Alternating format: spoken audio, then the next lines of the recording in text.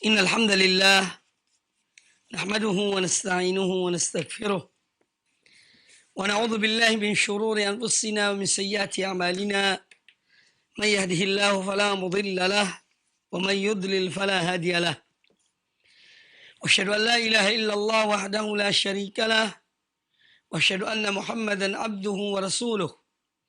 يا أيها الذين آمنوا اتقوا الله حق تقاته ولا تموتن إلا وأنتم مسلمون.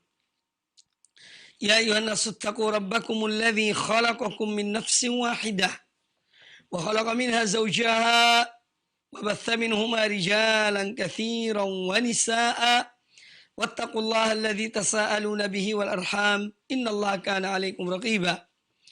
يا أيها الذين آمنوا اتقوا الله وقولوا قولا سديدا يصلح لكم أعمالكم ويغفر لكم ذنوبكم ومن يطع الله ورسوله فقد فاز فوزا عظيما. أما بعد. Kaum muslimin dan kaum muslimat rahimakumullah, para pendengar, para pemirsa TV Roja dan para pendengar Radio Roja, serta para pendengar dan para pemirsa TV Al-Iman dimanapun Anda berada, semoga senantiasa dirahmati Allah Subhanahu wa Ta'ala. Alhamdulillah, kita selalu bersyukur kepada Allah Azza wa Jalla atas berbagai nikmat dan karunia yang telah dianugerahkan kepada kita, terutama nikmat iman dan Islam, nikmat kesabaran di dalam kita menghadapi ujian dari Allah Azza wa Jalla. Maka ini di antara nikmat-nikmat yang amat besar yang dianugerahkan Allah Azza wa Jalla kepada seorang yang beriman.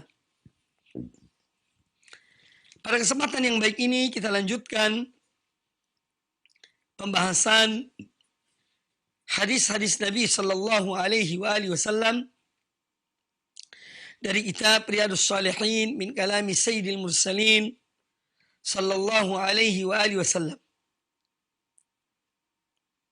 Bab yang ke-91.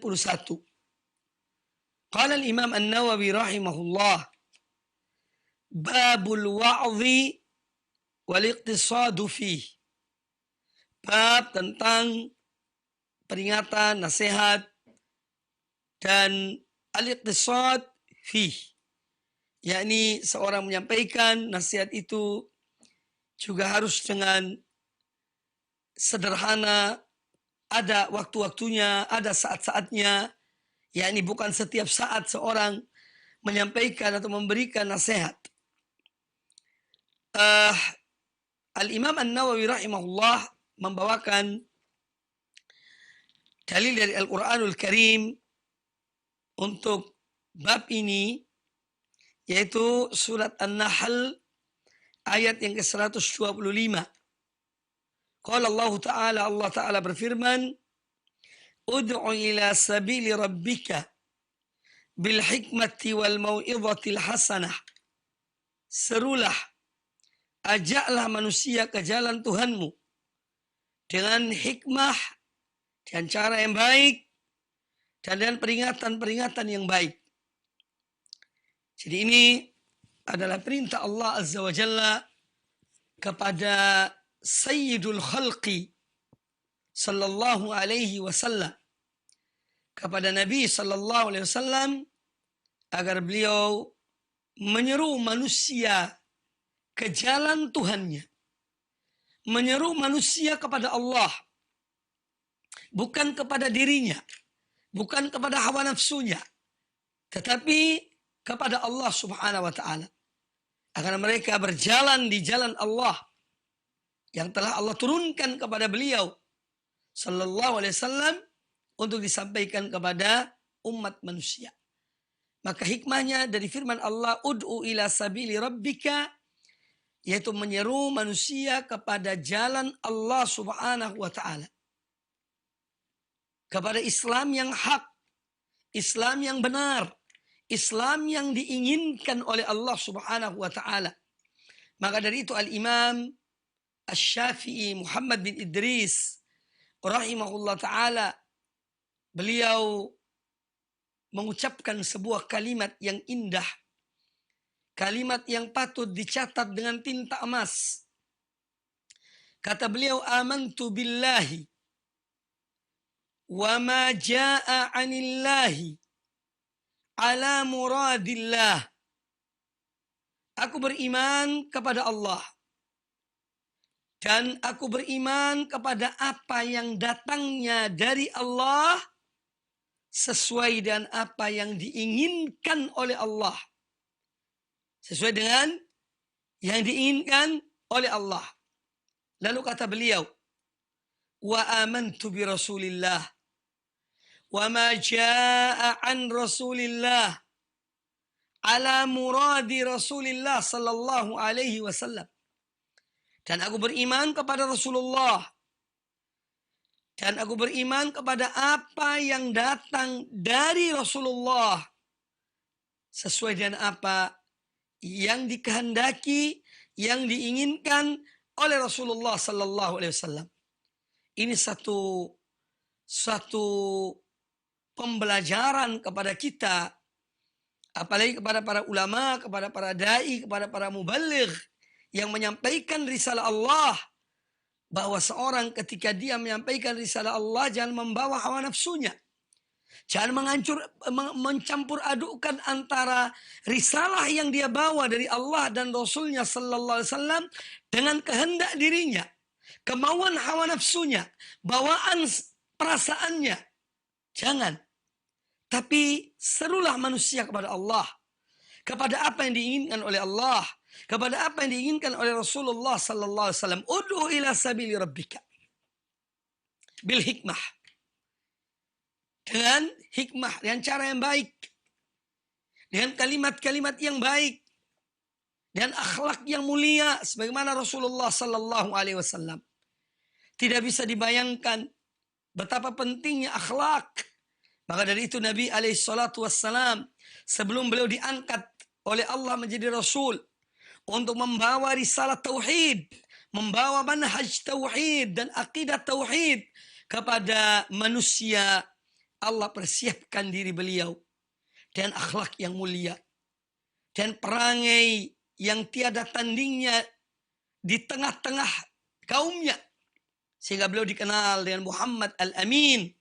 Muhammad seorang yang jujur, seorang yang amanah, seorang yang sudah dikenal dengan berbagai perangai mulia, karena beliau akan membawa risalah yang besar, risalah yang agung, risalah tauhid. Maka memerlukan seorang hamba yang dia memiliki akhlak yang mulia, karena dia akan menghadapi manusia, menyampaikan risalah Allah, dia akan berbicara dengan mereka.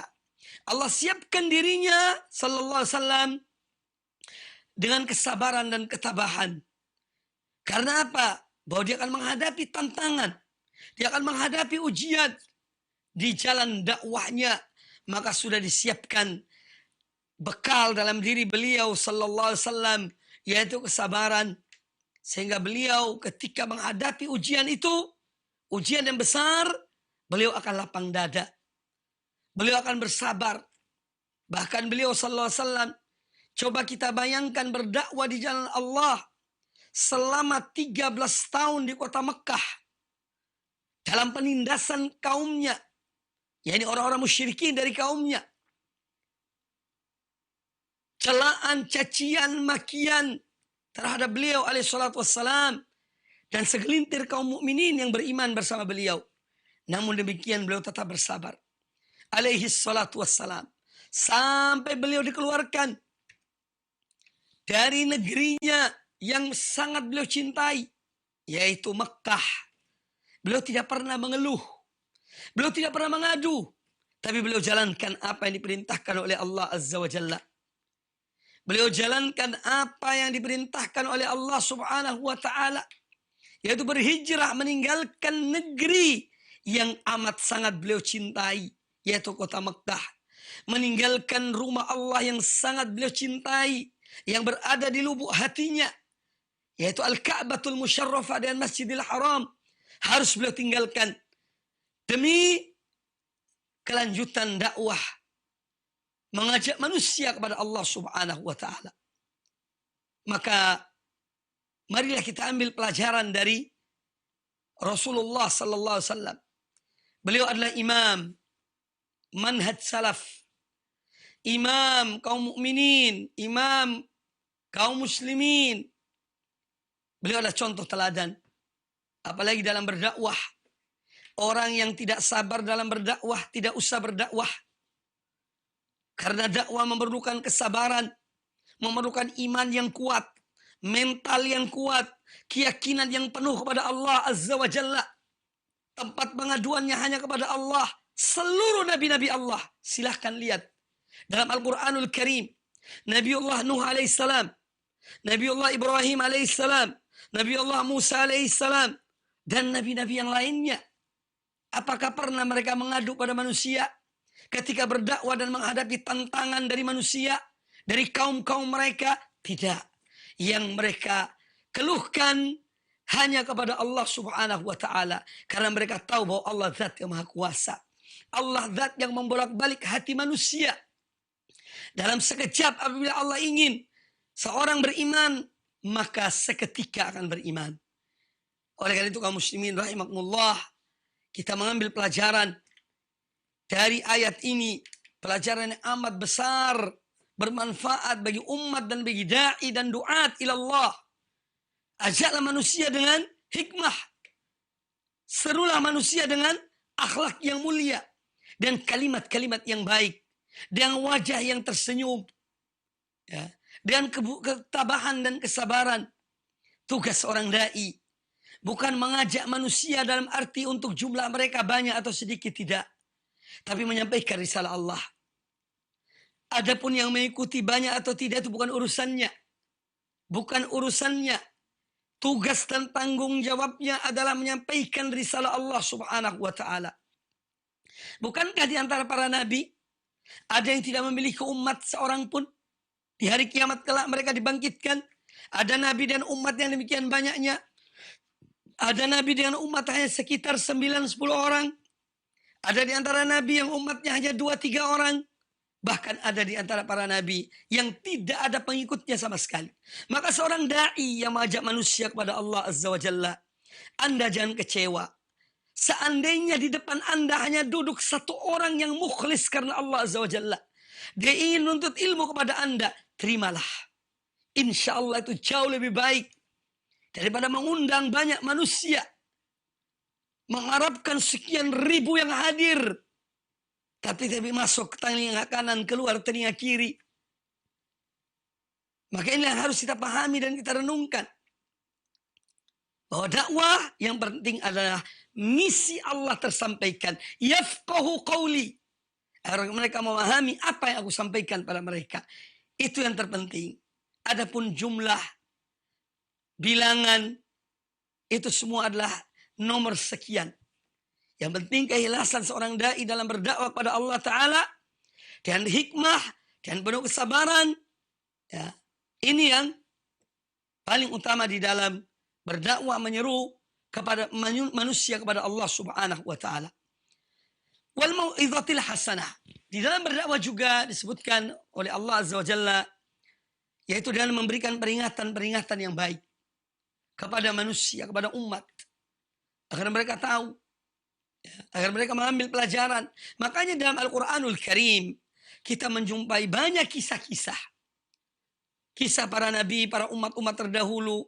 Bagaimana mereka beriman kepada para rasul, Allah berikan balasan kepada mereka. Bagaimana mereka durhaka kepada para rasul, yakni durhaka kepada Allah dan para rasulnya, mendustakan para rasul Allah. Lalu Allah Subhanahu wa Ta'ala mengadab mereka, menimpakan malapetaka kepada mereka karena kekufuran mereka, karena mereka mendustai atau mendustakan para rasul. Itu semua adalah pelajaran. Itu semua adalah pelajaran untuk diajarkan, disampaikan juga kepada umat agar mereka takut kepada Allah Subhanahu wa Ta'ala. Maka Allah menyeru di dalam ayat yang ke-125 dari surat An-Nahl ini agar Nabi sallallahu alaihi wasallam dan orang-orang yang mengikuti beliau untuk menyeru ke jalan Allah, menyeru kepada agama Allah, kepada hujjah, kepada dalil, ya, bukan kepada kelompok tertentu, bukan kepada perasaan seseorang, bukan kepada nafsunya, tidak, tetapi kepada Allah Subhanahu wa Ta'ala dengan hikmah dan dengan mau'idhah hasanah. Adapun hadis-hadis yang dibawakan oleh Imam An-Nawawi rahimahullah ta'ala di dalam bab ini, yang pertama adalah hadis an Abi Wa'il Syaqiq ibn Salamah qal, dari Abu Wa'il Syaqiq bin Salamah, beliau berkata, kana Ibnu Mas'udin radhiyallahu anhu yudzakkiruna fi kulli khamis. Adalah Abdullah bin Mas'ud dahulu, beliau selalu memberi peringatan kepada kami, yakni memberikan pelajaran kepada kami fi kulli khamis, pada setiap hari Kamis, artinya seminggu sekali. Faqala lahu rajulun, maka ada di antara murid-murid beliau yang berkata kepada Abdullah bin Mas'ud, ya Aba Abdurrahman, karena ini nama panggilan Abdullah bin Mas'ud, yaitu Abu Abdurrahman. Ya Aba Abdurrahman, wahai Abu Abdurrahman, lawadittu annaka dzakkartana kulla yaumin. Kata orang tersebut, kami ingin, ya, atau aku ingin agar engkau selalu mengingatkan kami pada setiap hari. Pada setiap hari suruh ikuti kajian. Ya. Faqal, maka kata Abdullah bin Mas'ud, ama innahu yamna'uni min dhalika anni akrahu an umillakum. Kata beliau, ketahuilah bahwasanya yang mencegah aku, yakni yang menghalangi aku untuk menyampaikan kepada kalian pelajaran setiap hari, yaitu karena kekhawatiran kalau nanti aku ini menjadikan kalian jenuh. Kalau kalian menjadi jenuh. Wa inni atakhawwalukum bil mau'idhah. Dan aku ini yakni menyampaikan mau'idhah, peringatan, yakni pada waktu-waktu tertentu. Kama kana Rasulullah sallallahu alaihi wasallam, sebagaimana dahulu Rasulullah sallallahu alaihi wasallam yatakhawwaluna biha.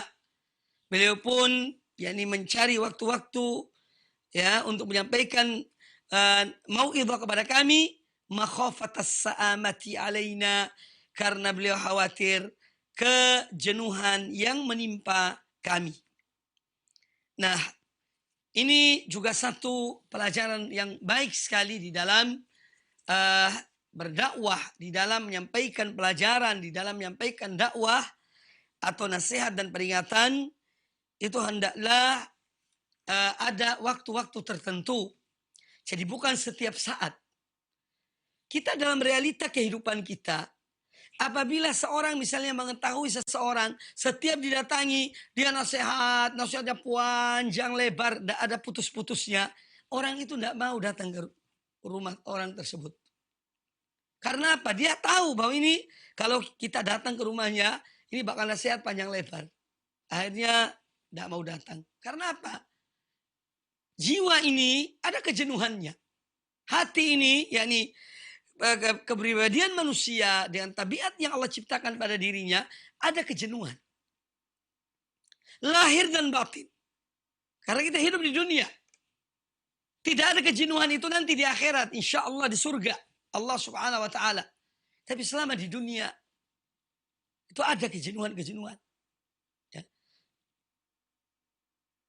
Saya mengatakan lahir dan batin, hal-hal yang bersifat materi, kalau terus-terusan pun seorang jenuh. Makanan misalnya, makannya terus tiap hari dibuat apa misalnya. Makanan yang sejenis, ya bosan. Atau minuman, atau yang lainnya. Jadi ada kejenuhan. Dan oleh karena itu, di dalam menyampaikan risalah Allah, dalam memberikan nasihat, peringatan, Abdullah bin Mas'ud, dan ini sebetulnya manhaj yang benar, cara yang benar, yaitu ada waktu-waktunya. Bukan setiap saat. Bukan setiap saat, tapi ada waktu-waktunya, sehingga dengan demikian, jiwa lebih siap untuk menerima nasihat itu. Jiwa lebih menerima, hati lebih menerima nasihat atau peringatan-peringatan tersebut. Yang diambil dari hadis ini, bahwa hendaklah seorang di dalam menyampaikan nasihat atau peringatan yang baik, itu ada waktu-waktunya. Bukan setiap hari, bukan setiap saat. Karena ini akan berdampak pada apa? Pada jiwa seseorang yang bisa membawa kepada kejenuhan. Kepada kejenuhan, ya, kebosanan. Orang itu bosan, jenuh. Nah, kalau sudah bosan dan jenuh, tidak masuk peringatan itu. Ya. Tidak masuk nasihat, tidak akan masuk dalam hati seseorang. Kemudian yang juga diambil dari hadis ini, bahwa hadis ini juga memberikan pelajaran dari sabda Nabi SAW yang lainnya, bahwa amal yang paling dicintai oleh Allah Ta'ala adalah yang sedikit tapi berkesinambungan. Ya, sedikit tapi berkesinambungan. Nah, ini termasuk bagian dari apa yang kita bahas pada hari ini, yaitu dalam hal memberikan nasihat. Ya, kita sekarang ini zaman adanya WhatsApp, adanya ceramah-ceramah pendek, ya misalnya yang dikirim, di-share, itu satu hal yang tidak bisa dipungkiri. Kalau seorang men-share satu ceramah, ya, dari satu ustadz atau dua ustadz sampai 5, 6, 7, 8 dibuka, semua ceramah, tidak bakal dibuka semuanya itu. Karena apa? Ya karena jenuh. Tapi kalau satu dikirim, ya, sampai orang ini mendengar, kira-kira orang ini sudah mendengar, ya, kemudian baru dikirim lagi yang kedua, ya, mungkin besoknya atau lusanya atau berikutnya, ini lebih bisa diterima. Tapi kalau seorang mengupload, ya, satu ceramah sampai 10 ceramah, walaupun hanya mungkin 2 menit, 3 menit, menjadikan orang itu jenuh. Ya, menjadikan seorang itu jenuh. Ya, oleh karena itu di sini pentingnya al-fiqh fid din, memahami, ya, agama ini. Ya, dan ini bagian dari agama. Ini memberikan nasihat sebagaimana Abdullah bin Mas'ud, ya, beliau menyampaikan setiap minggu, setiap hari Kamis, ya, bahkan ada yang meminta setiap hari untuk mereka mendapatkan pelajaran, mendapatkan nasihat, peringatan. Kata beliau tidak. Ya, aku khawatir kalian jenuh. Aku khawatir kalian bosan. Ya, maka dari itu amal itu sedikit tapi terus menerus lebih utama, lebih baik daripada banyak tetapi hanya satu kali terhenti. Kemudian yang berikutnya yang diambil pula dari hadis ini, bahwa ketika seorang menyampaikan apa yang dia sampaikan kepada umatnya, ya, atau kepada muridnya, itu hendaklah sesuai dengan apa yang mereka butuhkan. Ya, apa mereka butuhkan. Kadang-kadang kita melihat ada orang dari satu sisi dia ini akidahnya baik, akidahnya bagus, tapi akhlaknya kurang bagus. Ya, kita masukkan nasihat itu dari sisi akhlak. Ada orang akidahnya bagus, tapi kadang-kadang ibadahnya, sholatnya kurang bagus lah, ya, kurang sempurna. Nah, kita masukkan nasihat itu, ya, di dalam bagaimana seorang meningkatkan, memperbaiki amal ibadahnya. Karena manusia ini macam-macam, ya, dan wataknya, dan kebiasaannya, dan kemauannya, dan perasaannya, ya. Kecuali orang yang betul tunduk dan patuh kepada tuntunan Allah dan Rasulnya Nabi Sallallahu Alaihi Wasallam. Islam dijadikan betul-betul pedoman dalam hidupnya. Ya. Ini yang insya Allah dia selalu memperbaiki akidahnya, ibadahnya, akhlaknya, muamalahnya. Tetapi kalau seorang masih dikuasai hawa nafsu, dan namanya manusia ada hawa nafsunya, ya, ada gengsinya, ya, ini sulit untuk memperbaiki. Maka seorang hendaklah, ya, bagi seorang guru, seorang yang mendidik, dia pandai membaca jiwa anak didiknya, jiwa orang-orang yang dia dekat dengan mereka, yang dia menyampaikan nasihat, mau'izah hasanah pada mereka. Kemudian juga hadis ini menjelaskan kepada kita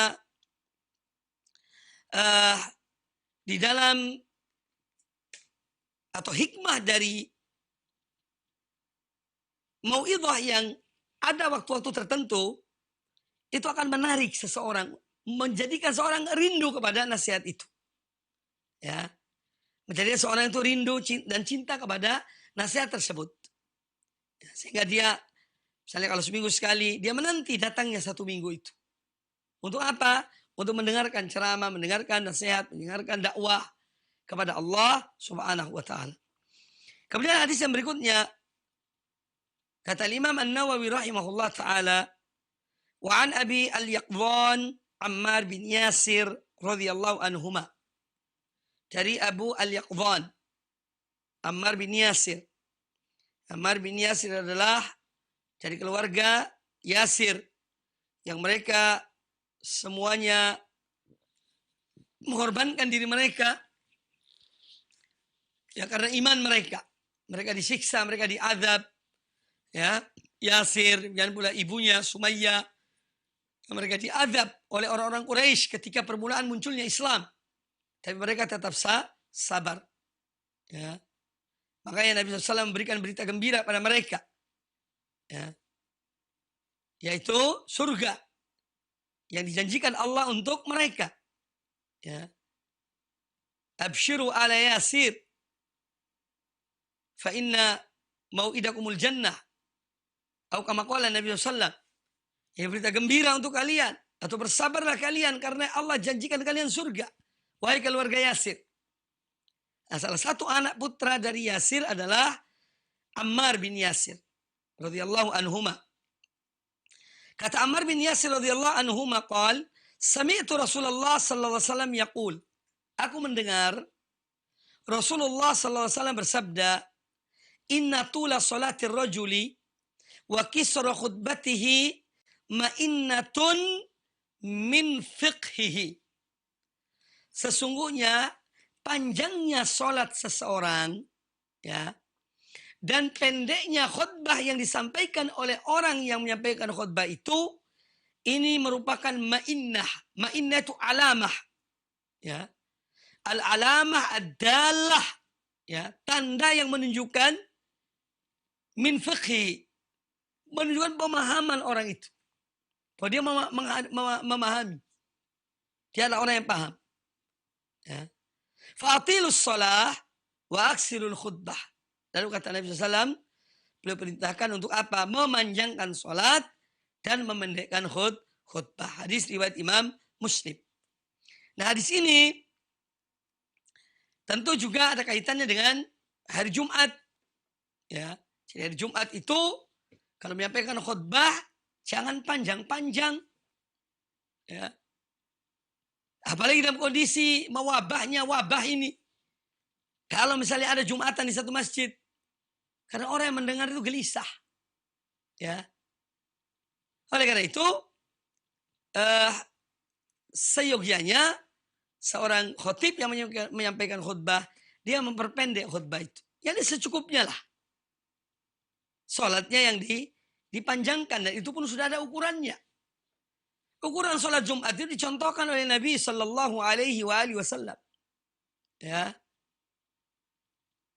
Kadang beliau panjangkan, pada umumnya yaitu lebih pendek. Dan membaca setelah Al-Fatihah pada rakaat pertama surat Al-A'la. Kemudian pada rakaat kedua surat Al-Ghasyiyah. Kadang-kadang beliau juga membaca surat Al-Jumu'ah dan surat Al-Munafiqun di hari Jumat. Rakaat pertama Al-Jumu'ah, rakaat kedua Al-Munafiqun. Jadi sudah ada standarnya. Ya. Kemudian terkadang juga seorang imam atau khatib melihat kondisi. Di saat misalnya ada gempa bumi. Ya, goncangan. Walaupun goncangannya tidak keras. Nah, ini pun harus seorang melihat. Kalau dia lagi khutbah, ya, tahu-taunya gempa. Ya ini harus. Kalau keadaannya gempanya kecil, ya juga dia tetap mempercepat khutbahnya. Atau mungkin ada sesuatu yang lainnya dari kejadian-kejadian. Sikon yang menjadikan atau mendorong seseorang sebagai khotib atau sebagai imam harus paham keadaan itu. Harus paham kondisi itu. Ya. Ini menunjukkan apa? Pahamnya seorang kepada agama Allah, agama Rasulnya. Ya. Baik. Uh, yang diambil dari hadis ini bahwa ketika seorang menyampaikan khutbah Jumat, hendaknya secukupnya. Dalam arti tidak memperpanjang bertele-tele apa yang disampaikannya. Poin per poin yang ingin disampaikan, sampaikan, kemudian selesai. Kemudian hadis ini juga menjelaskan kepada kita tentang kewajiban atau apa yang seyogianya dimiliki oleh seorang khotib dan seorang imam dari hari Jumat, ya, itu melihat keadaan dan situasi. Karena hari Jumat itu banyak manusia, orang dan berbagai macam kepentingan. Mereka kadang-kadang pegawai-pegawai negeri atau pegawai perusahaan itu dikasih waktu hanya sedikit untuk menghadiri sholat Jumat. Nah, dia ingin istirahat, dia ingin makan, ya, makan siang. Maka seorang harus paham betul. Ketika dia menjadi khotib atau menjadi imam, jangan dia memperpanjang. Sampai-sampai mereka jenuh. Sampai-sampai ada di antara jamaah melihat jam. Kadang-kadang jam tangannya sengaja diginikan, dilihatkan, diingatkan ke khotibnya. Ini tidak pantas. Ya, tidak pantas. Seorang khotib sebetulnya, ketika dia melihat ada seorang jamaah di hari Jumat yang noleh ke kiri atau ke kanan, ya, tempat jam itu sebetulnya satu sindiran dari jamaah itu. Ibaratnya dia ingin mengatakan, Pak, sudah panjang khutbahnya, Pak. Cukup. Kami ini ada kerjaan. Cuma dia tidak mengatakan demikian. Nah, disinilah orang yang harus paham. Ya. Sebagai khotib yang menyampaikan khutbah harus memahami. Jangan sampai ada jamaah yang berdiri. Na'udzubillah. Ya. Bisa jadi marah-marah. Jangan nunggu seperti itu. Ya. Tapi kita harus lebih mengetahui, memahami keadaan, kondisi. Ya, apalagi kita misalnya suatu saat ada jadwal di tempat sana dekat daerah perkantoran. Ya. Yang sana ada para pegawai-pegawai. Mereka sholat Jumat dan waktu yang terbatas. Nah, di sini seorang harus memahami keadaan itu. Memahami keadaan tersebut. Kemudian hadis yang berikutnya,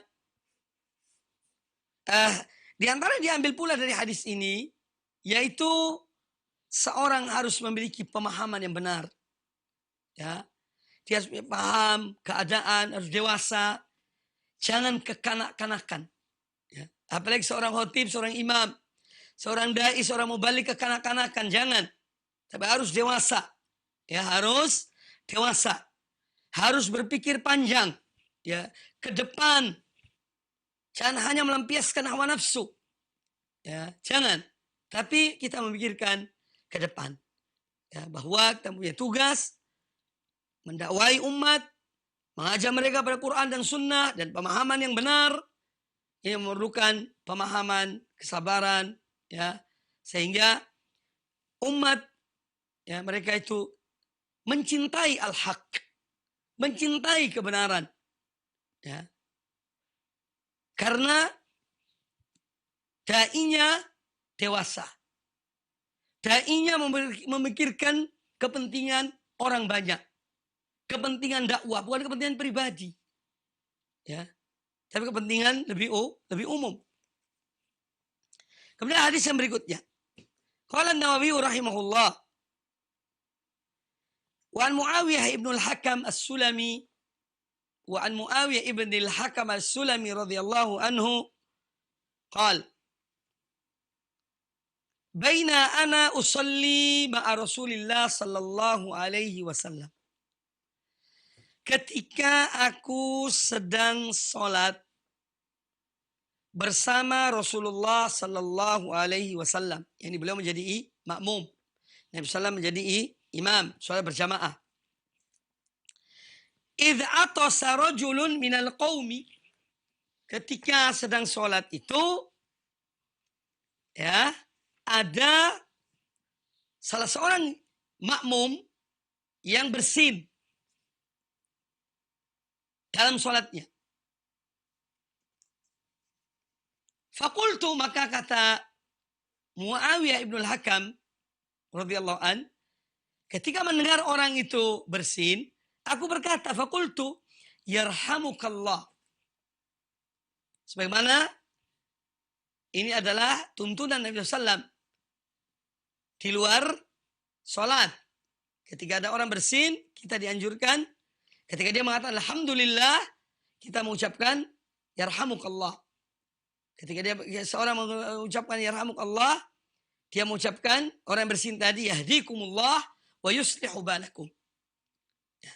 Nah, Muawiyah bin Hakam, ketika ada orang bersin, dia mengatakan yarhamukallah. Ini dalam sholat.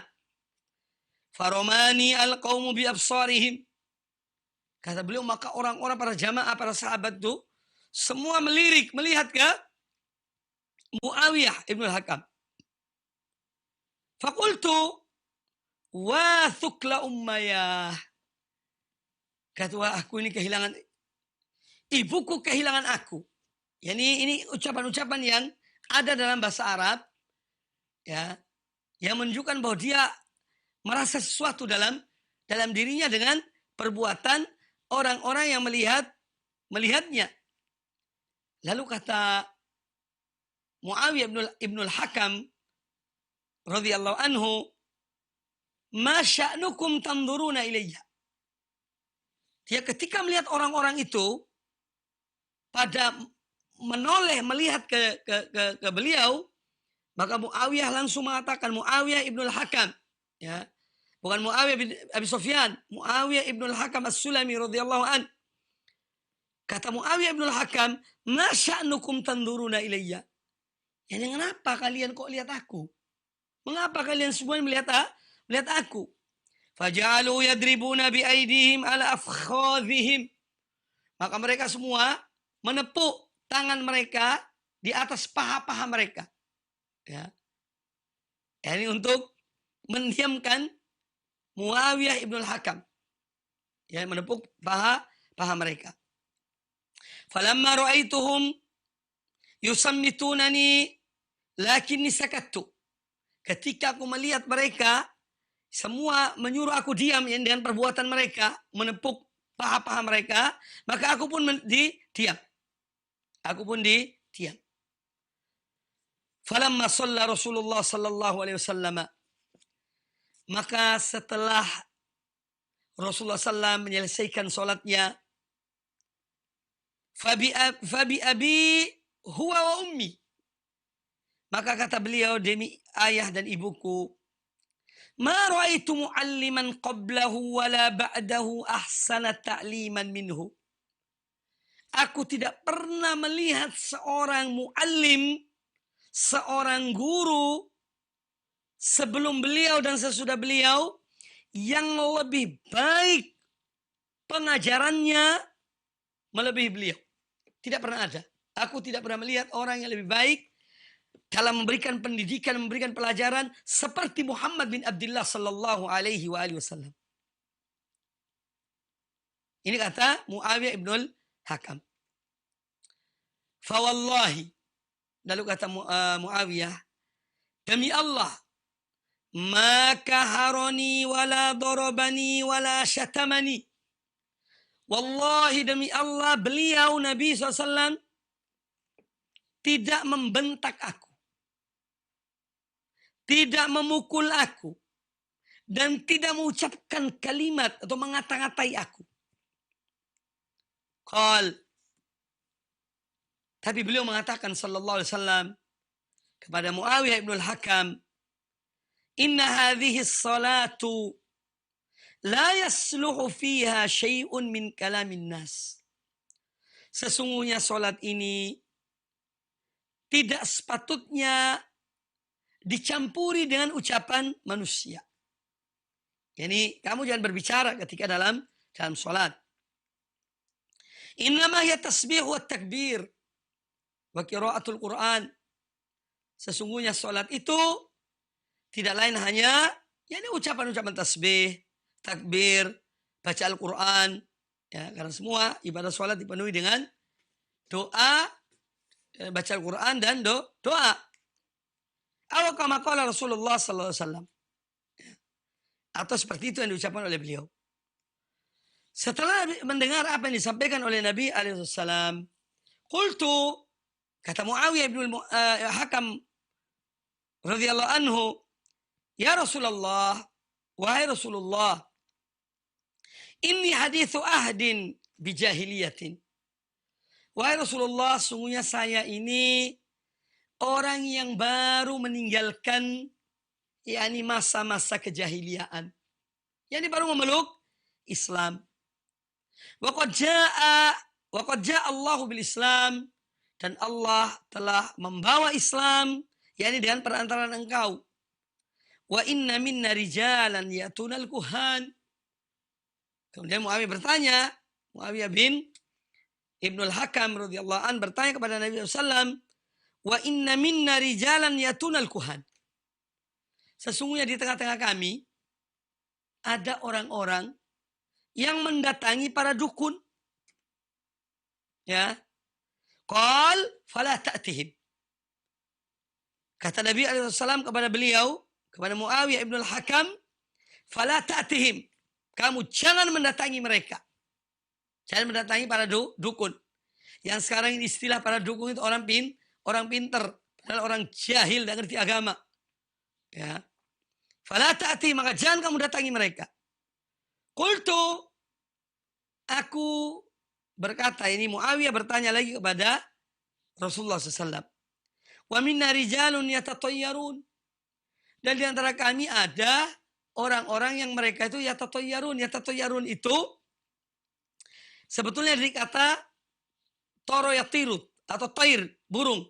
Dahulu orang-orang jahiliyah ketika mereka akan pergi atau melakukan sesuatu, itu mereka melihat ada burung yang terbang. Kalau ada burung terbang ke selatan atau ke utara atau ke kanan atau ke kiri, itu termasuk yang menentukan mereka lanjutkan atau tidak.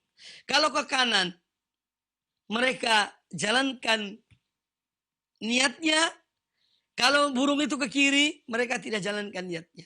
Ya, jadi ada unsur-unsur yakni kesyirikan, dan itu jelas karena mereka melihat burung itu yang terbang. Wa minna rijalun yatatayyarun. Kemudian qal, kata Nabi alaihi wasallam, dzaka syai'un yajidunahu fi sudurihim fala yasuddannahum. Yani hal-hal seperti itu adalah sesuatu yang ada pada hati-hati mereka, yang ada dalam dada-dada mereka. Fala yasuddannahum, maka jangan sampai ya dengan perasaan itu atau apa yang mereka anggap tersebut itu, jangan sampai itu semuanya menghalang-halangi mereka dari melakukan apa yang mereka inginkan.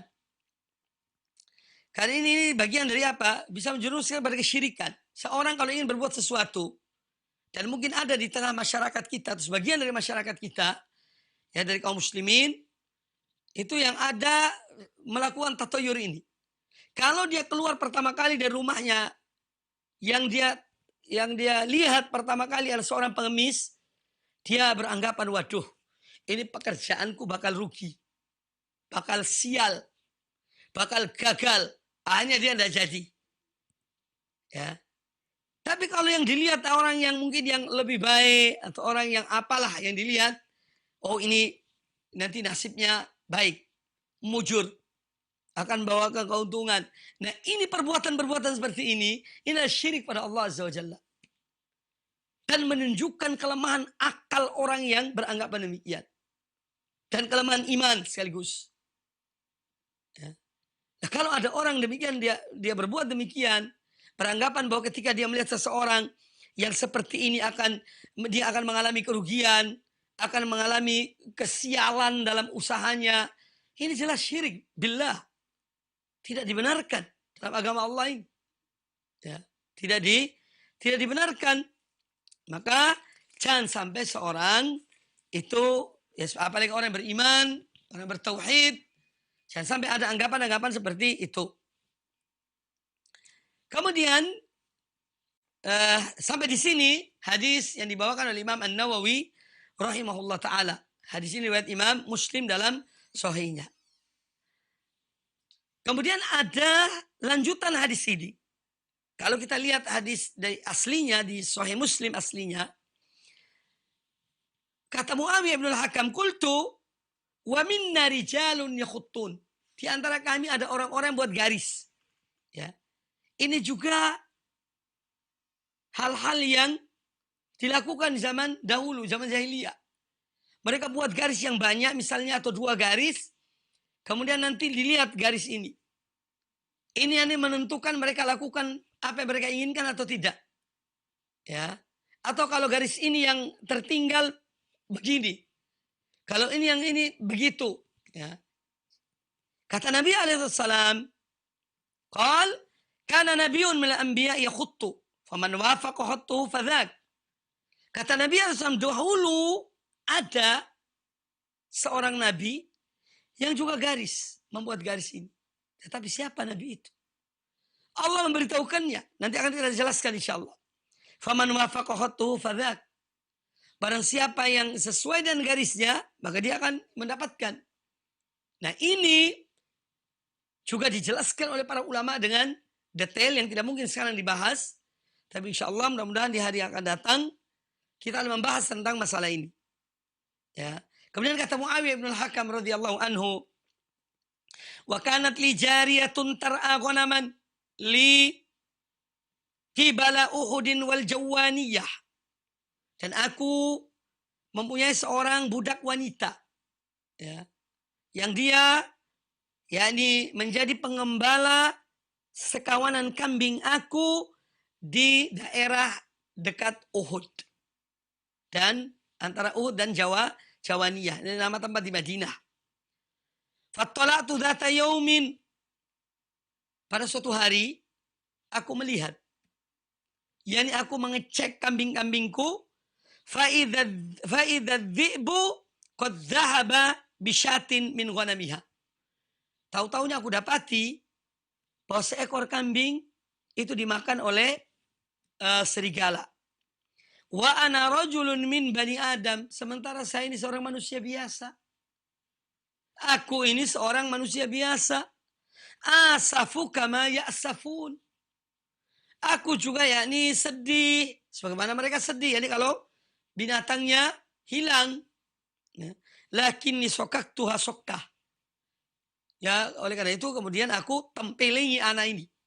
Ya, si budak wanita ini ditempeling oleh Muawiyah ibn al-Hakam. Fa'ataitu Rasulullah sallallahu alaihi wasallam fa'addama dhalika alayya. Kata Muawiyah ibn al-Hakam, ketika beliau menyampaikan hal ini kepada Nabi alaihi wasallam, beliau menganggap ini suatu hal yang besar. Perbuatan Muawiyah Ibnul Hakam radhiyallahu an ketika memukul ya wajah atau menempeleng anak budak wanitanya, ini suatu hal yang besar. Fa'addama dzalika alayya. Jadi beliau betul-betul ingatkan bahwa perbuatan kamu ini bukan perbuatan yang kecil terhadap budak tersebut. Qultu ya Rasulullah, aku berkata wahai Rasulullah, afala u'tiquha? Wahai Rasulullah, bagaimana seandainya aku merdekakan budak ini? Qal i'tini biha. Kata Nabi alaihissalam, bawa budak wanita itu kepada aku. Yani suruh bawa ke menghadap Rasulullah sallallahu alaihi wasallam. Fa'ataitu biha. Maka aku pun datang membawa budak wanita tersebut. Faqala laha. Maka Nabi alaihissalam bertanya kepada budak wanita ini, Aina Allah? Aina Allah? Di mana Allah? Qalat fis sama. Kata budak wanita ini, Allah di atas. Allah itu berada di atas seluruh makhluknya. Nah. Kemudian kata Nabi SAW kepada budak wanita itu, Man ana? Siapa aku ini? Qalat anta Rasulullah. Kata budak wanita itu, engkau adalah Rasul utusan Allah. Kemudian kata Nabi SAW, a'tiqha fa innaha mu'minah. Merdekakan dia, yakni budak ini, karena dia ada seorang budak wanita yang beriman, yakni kepada Allah dan kepada Rasulnya. Hadis ini diriwayatkan oleh Imam Muslim di dalam Sahihnya. Insyaallah pada pertemuan akan datang, kita akan mempelajari hadis ini dan pelajaran-pelajaran penting yang diambil dari hadis ini. Kaum muslimin dan kaum muslimat rahimani wa rahimakumullah, para pemirsa dan para pendengar TV dan Radio Roja, dimanapun Anda berada, semoga apa yang disampaikan bermanfaat bagi kita semuanya. Aku qauli hadza wallahu ta'ala a'lam. Baik, kami ucapkan jazakumullahu khairan wa barakallahu fikum Ustaz atas materi yang telah disampaikan. Dan berikutnya para pendengar maupun pemirsa Roja, kita masuk ke sesi tanya jawab. Baik, kita angkat di layanan line telepon bagi para pendengar maupun pemirsa yang ingin bertanya secara langsung. Nah, ya, halo. Assalamualaikum Ustaz. Waalaikumsalam warahmatullahi. Dengan siapa, dari mana? Dengan Ummu Abdurrahman di Tangerang Ustaz. Iya, sebelumnya dikecilkan dulu volume radio atau televisinya. Udah Ustaz. Baik, silakan ke inti pertanyaannya. Ini Ustaz, apa hukumnya orang tua yang selalu ngomongin anak dan menantunya tentang kebaikan dan tentang keburukan? Apakah orang tua yang seperti ini baik atau buruk ya Ustaz? Baik. Terima kasih ya Ustaz, mohon penjelasannya. Assalamualaikum. Waalaikumsalam warahmatullahi wabarakatuh. Demikian Ustaz, dapat disimak. Silakan. Azza wa Jalla, atas berbagai nikmat dan karunia yang diberikan kepada kita, terutama nikmat iman dan Islam, nikmat akidah, nikmat tauhid, nikmat sunnah Nabi SAW, nikmat akhlak yang mulia. Ya, semoga Allah senantiasa memberikan pada kita kebaikan dan ilmu yang bermanfaat serta amal yang soleh. Kesimpulan dari pembahasan kita pada kesempatan yang baik ini yaitu bab tentang al-wa'ad wal iqtisad fih. Kesederhanaan dalam memberi peringatan. Baik dari sisi waktunya, ya, dengan ada ketentuan misalnya seminggu sekali, atau mungkin lebih dari itu atau kurang dari itu, ya. Ini perlu ada pengaturan dalam berdakwah, bukan setiap saat, ya. Karena itu akan lebih masuk dan merasuk dalam hati orang yang mendengarkannya, ya. Lebih mampu untuk menghilangkan kejenuhan dan kebosanan.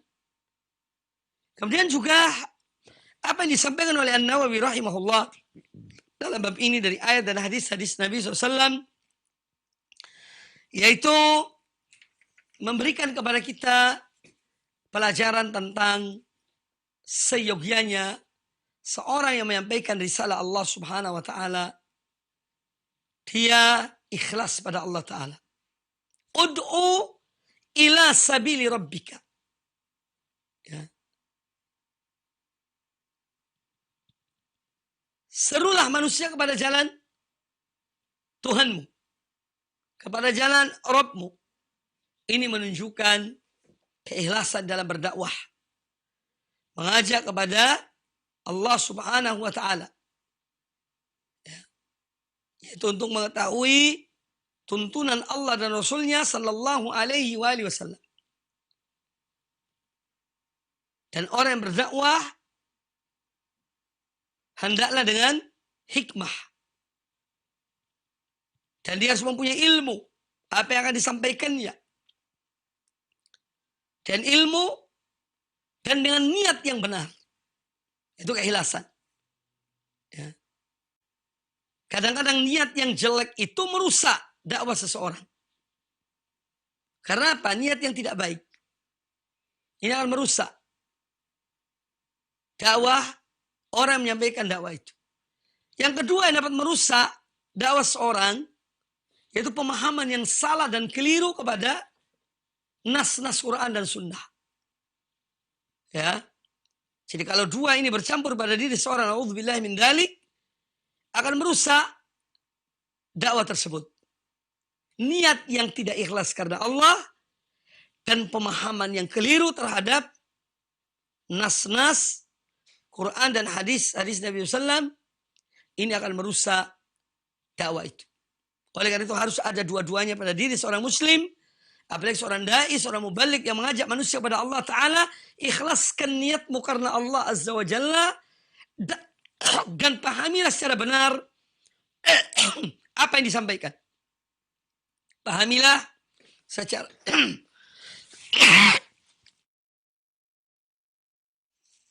benar apa yang disampaikan dan membaca kepada rujukan sehingga betul-betul seorang paham apa yang dan demikian insyaallah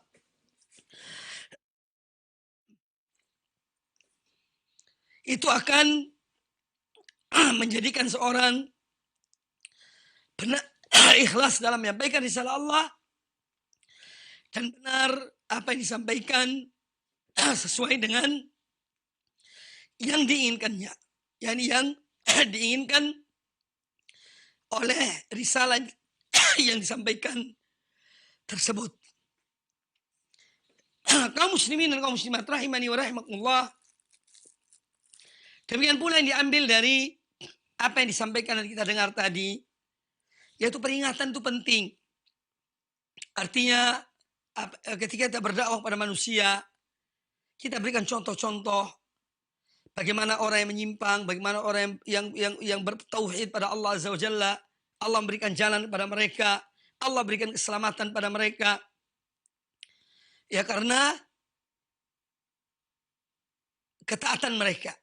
Sebaliknya contoh-contoh dari orang-orang yang juga menyimpang dari jalan Allah, ini semua akan mampu dengan seizin Allah Ta'ala untuk merasuk dalam diri seorang dalam menyampaikan atau dalam memahami dan menjalankan agama Allah Subhanahu wa Ta'ala.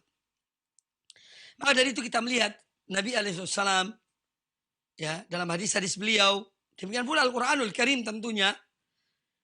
Nabi alaihissalam dalam hadis-hadis beliau banyak menceritakan umat-umat terdahulu, terutama dan kebanyakan biasanya beliau sebutkan tentang Bani Israel, tentang kejadian-kejadian di masa mereka. Ini supaya kita mengambil pelajaran, menjadikan contoh ya dalam kehidupan kita, ya kita ambil pelajaran dalam kehidupan kita.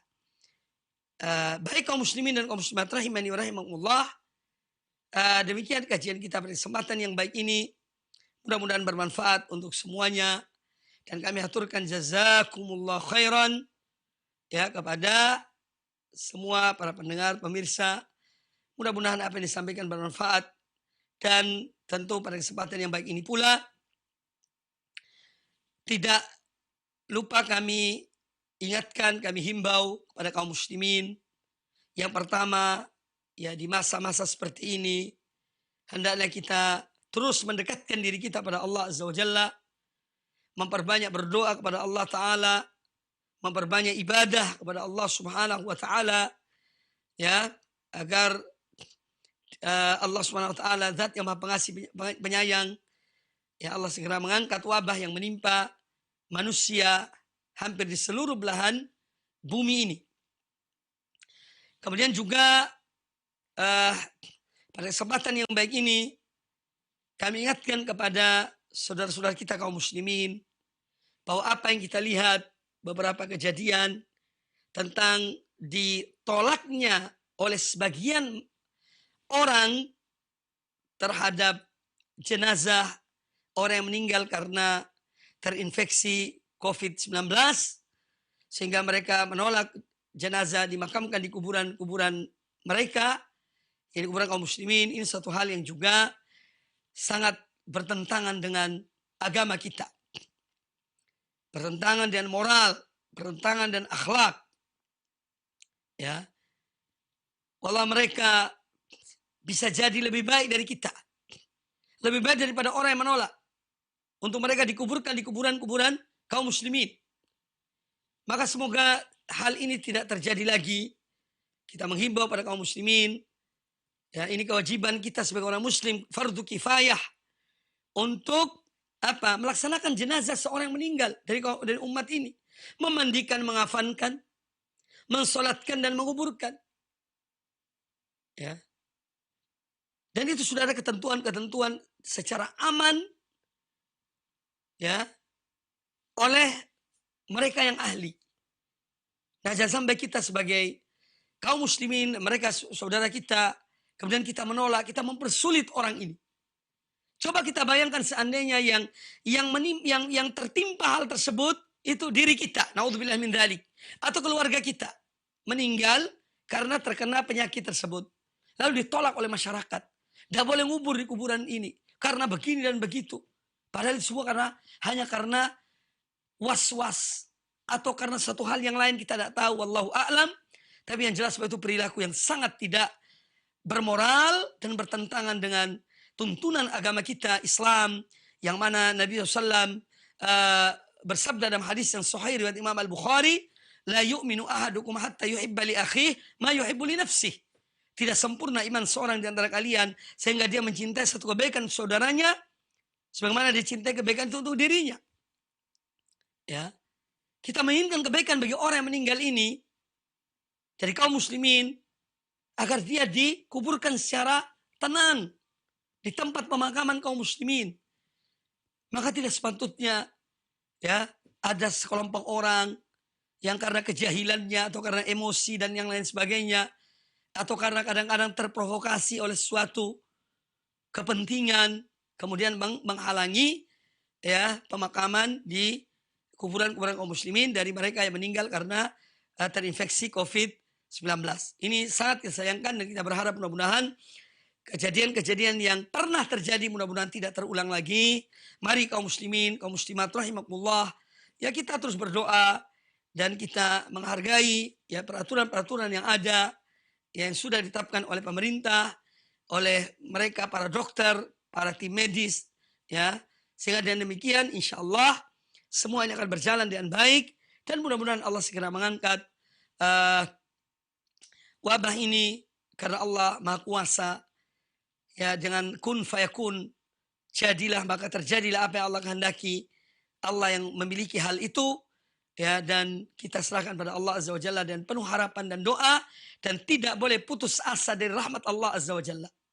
Kita tidak boleh putus asa dari rahmat Allah Subhanahu wa taala. Allah zat yang Maha Pengasih Penyayang. Allah menguji hamba-hambanya dan apa yang Allah kehendaki. Tapi Allah juga yang mengatakan fa inna ma'al usri yusran, inna ma'al usri yusra. Sesungguhnya setiap ada suatu kesulitan, pasti ada kemudahan. Bersamaan dengan satu kesulitan, pasti ada kemudahan. Semoga Allah segerakan kemudahan itu. Demikian dapat sampaikan aku qauli hadza. Kurang lebihnya saya mohon maaf. Subhanakallahumma bihamdika asyhadu an la ilaha illa anta astaghfiruka wa atubu ilaik. Wa sallallahu wasallam wa barak ala nabiyyina wa ala alihi washabihi ajma'in. Wassalamualaikum warahmatullahi wabarakatuh.